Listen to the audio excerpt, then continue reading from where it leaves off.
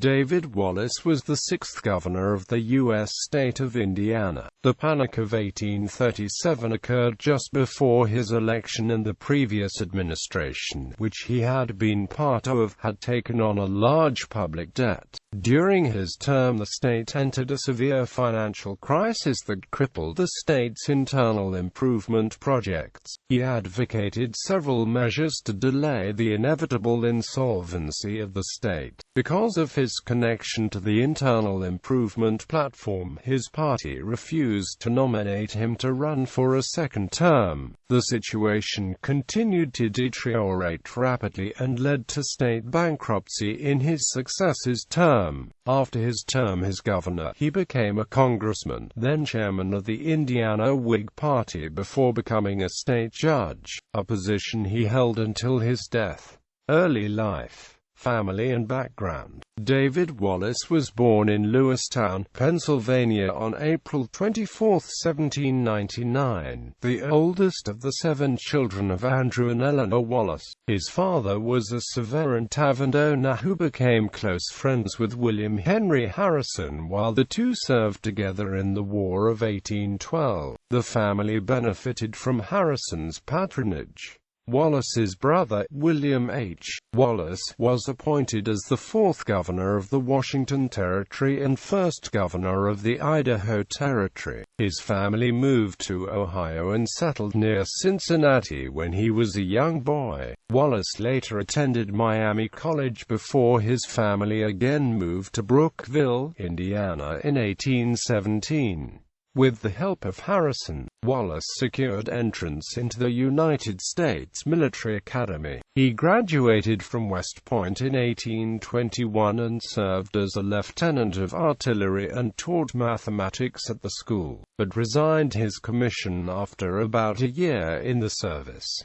He later served as a captain and colonel in the 7th Regiment, Indiana Militia. When Wallace left the Army, he returned to his family in Brookville. There he began to study law in the office of Judge Miles C. Eggleston, and was admitted to the bar in 1823. He entered into a practice with Congressman John Test and married to his daughter, Esther French Test, on November 10, 1824.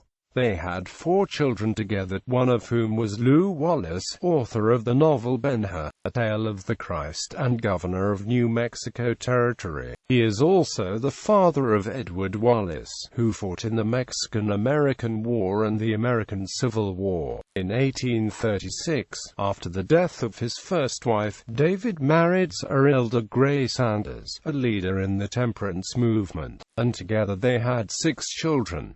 Public office. Legislature. In 1828, Wallace was elected to the Indiana House of Representatives, where he served until 1831. When he was elected, the 6th lieutenant governor on the Whig ticket was Noah Noble. As lieutenant governor, he led the debate in the state Senate to create the Bank of Indiana and gained a reputation as a skilled orator. Wallace was an outspoken advocate of the state's internal improvement projects, and painted a rosy picture of the state's situation during his campaign for governor. His family moved to Covington during his term. During his second term as lieutenant governor, the state passed the Mammoth Internal Improvement Act. Although it was at first extremely popular, it had soon become apparent to state leaders that it was leading the state to financial ruin. The problem was not fully evident when Wallace ran for governor in 1837, but was a small part of his election campaign. He was elected largely because of his prior support to the Improvement Act, which the public still supported, and his support from the popular governor Noah Noble. Governor Wallace's term as governor was marred by the Panic of 1837 and years of economic uncertainty which followed. Indiana had been enjoying a period of internal improvements of roads and canals,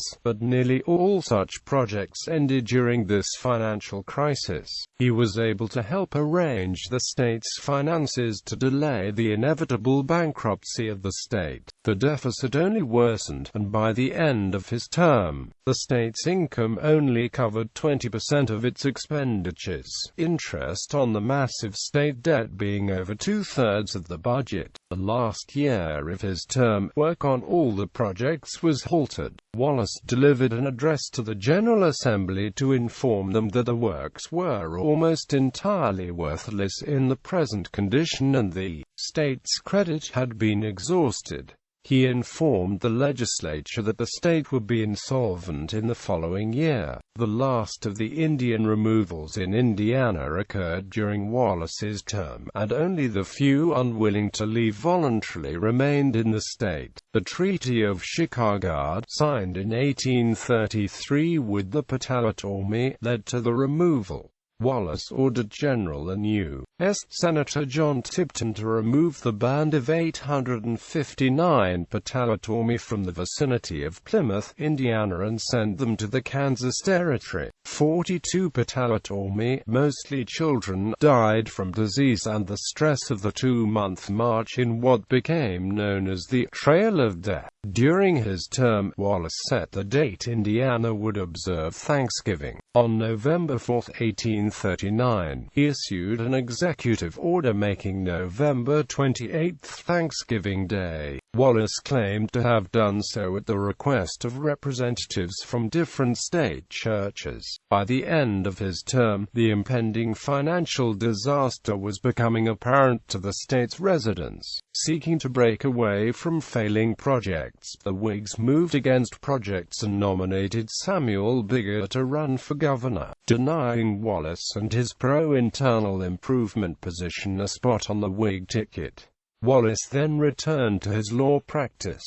Later life. After his term as governor, Wallace was elected in 1841 to the U.S. House of Representatives from the Indianapolis district, defeating Nathan B. Palmer. While in Congress he supported federal spending on the development of the telegraph, for which he was ridiculed by his opponents, but was later vindicated by the success of the technology. Wallace failed in his attempt for re-election in 1843, being defeated by William J. Brown, who won by 1,085 votes. Wallace returned to Indiana where he became chairman of the state's Whig Party in 1846. He served as a member of Indiana's Constitutional Convention in 1850–1851.